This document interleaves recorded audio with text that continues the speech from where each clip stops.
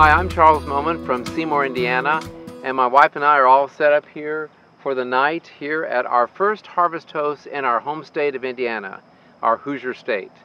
We drove about an hour from Seymour to Salem and then out here in the countryside to First Miracle Winery. And it's a small batch winery, they describe themselves.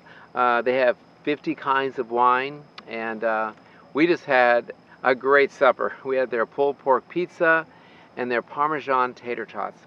They also make gourmet grilled cheese sandwiches, and they have some other items as well. So we've had a great time talking with the couple that owns this, and we are excited to visit all of the harvest hosts all over Indiana. As of right now, today, 3rd of July, 2nd of July, it is there are over 40 harvest host sites here in our state, and I just noticed them the other day, and we're actually the first people to camp here as a harvest host guest, and they were really excited to have us, and so we're going to be recommending this to a lot of people.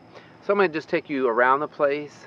It's not a gigantic place, but it's just beautiful countryside out here, and my wife's taking pictures too, so I know I'll use some of her photos as well. So welcome to First Miracle Winery.